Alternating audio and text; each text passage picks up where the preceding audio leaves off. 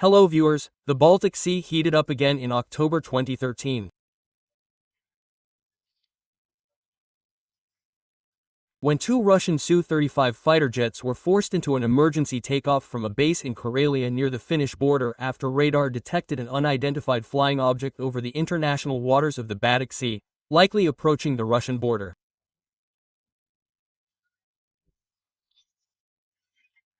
The standoff began around noon on October 1, 2013. A British naval aircraft, believed to be a British naval aircraft, was detected on a reconnaissance mission under the Baltic Air Policing Program. For Russia, this was no ordinary mission, but a direct test of Russia's countermeasures capabilities. The Su-35 flanker that took off was no ordinary aircraft. It was Russia's most advanced 4+ generation fighter jet, equipped with Su-35 radar capable of detecting targets up to 400 kilometers away, tracking up to 30 targets simultaneously, and attacking 8 simultaneously. Over several hours of the standoff, both aircraft circled over the international waters at low altitude, alternating between radar locks and radio warnings, while the control center Russian and NATO air forces are closely monitoring the situation. Although no shots were fired, every second is tense, as a slight misstep can turn a reconnaissance into an air clash. Russian analysts say the incident is a warning from Moscow that Russia is prepared to defend itself and will not allow anyone to test its capabilities near its borders again. NATO also clarified that its aircraft fly in international airspace at all times and comply with all international standards. However, the unavoidable truth is that the flap over the Baltic Sea is becoming Europe's most vulnerable battleground, and every flight is a power play that could change the course of the world in an instant.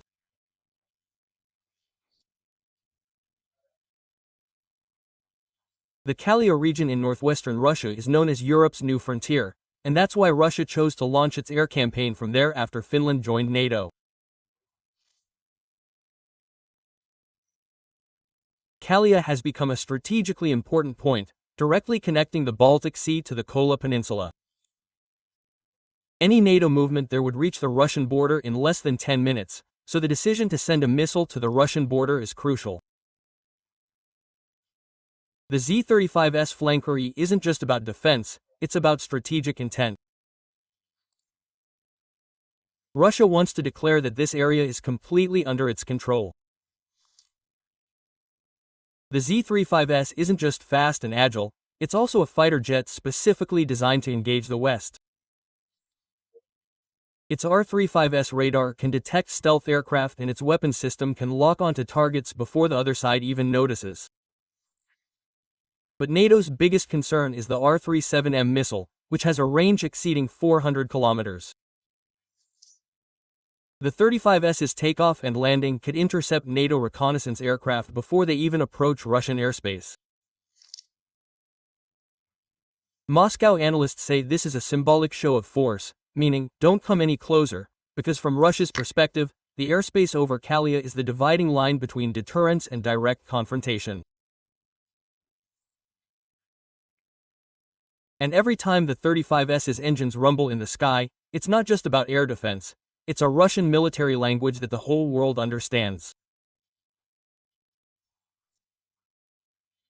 On a day when the skies over the Baltic Sea were filled with the sound of engines and radar, what Russia detected that day might not just be NATO reconnaissance flights, but it's also the most sophisticated intelligence game in Northern Europe.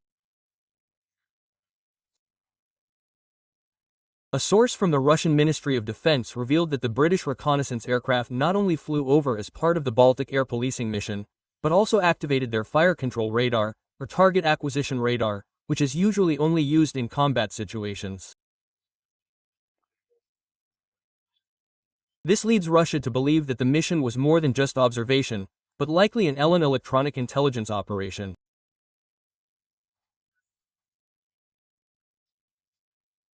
To intercept and analyze radar signals from Russian air defense systems in Karelia and Kola. Operation Elen is a crucial tool in modern warfare, because in just a few seconds of signal acquisition, a digital map of all enemy radar systems, including their detection ranges, frequencies, and response speeds, can be created. Russian security analysts say this is reconnaissance wrapped in the name of defense, and that the activation of radar near the Russian border is a deliberate attempt to gauge Moscow's reaction, which explains why Russia responded so quickly. The 35s, an aircraft designed to intercept all electronic threats, features a built-in jamming system. This event may have ended without a shot being fired, but what happened was a technological exchange of blows between British radar and Russian reception systems. Over the Baltic Sea that day, it wasn't a missile war, but a war on mobile frequencies, something everyone was listening for but no one was talking about. Over the skies above Estonia and Lithuania, the roar of NATO aircraft was a sound of protection in the eyes of the West. But from the Russian perspective, it was a sound of provocation. A mission called Baltic Air Policing is an air patrol established by NATO in 2004 to assist the 3 Baltic countries that lack sufficient fighter jets or air defense systems.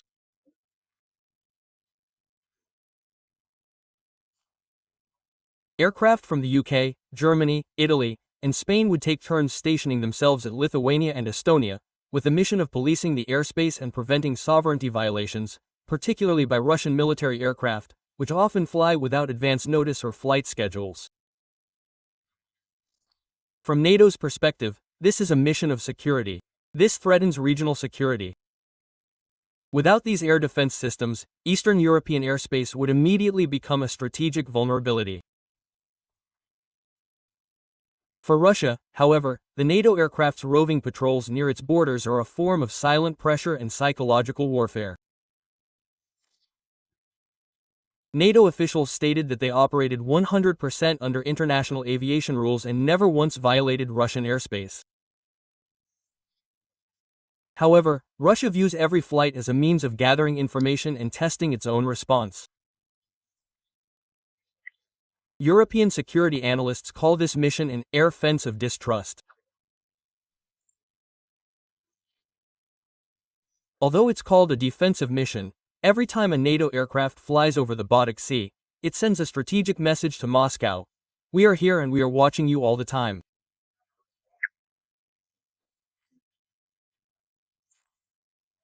Over the Baltic Sea, a few hundred meters between a Russian 35s and a NATO fighter jet could become the dividing line between peace and war.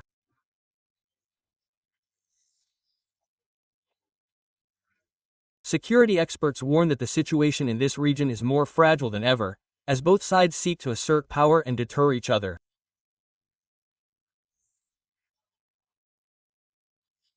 A fully armed aircraft, equipped with radar and missiles capable of locking on to a target in the blink of an eye, can trigger a mid-air collision with a misjudged distance or misreading of a warning signal.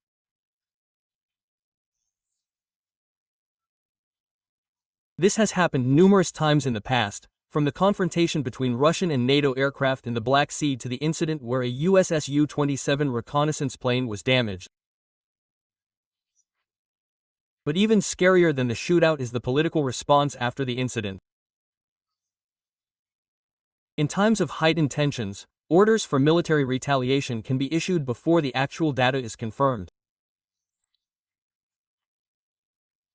Eastern European analysts warn that miscalculation in this context doesn't mean a minor mistake, but rather the beginning of a war no one intended to start. So every time Russian radar picks up a signal from a NATO aircraft or a NA aircraft detects Russian movement, the entire world is watching a split-second game that could decide the fate of peace across Europe. Meanwhile, 35s continue to patrol over the Bodrum Sea. Another equally heated battleground is the nuclear war. The latest incident of the blockade immediately boosted European oil prices, as tensions over the Baltic Sea alone were enough to shake up energy companies and shipping routes in the region. The Baltic Sea is not just a trade route, but also a European artery, connecting Russia to the EU energy market. From the Nord Stream gas pipeline to oil ports in Finland and Poland, every point is a strategic route that anyone can control to dominate the region. The deployment of the S-400 system and reinforcement in the Kola Peninsula are not just air defense, but also an energy shield to protect naval bases and offshore gas pipelines.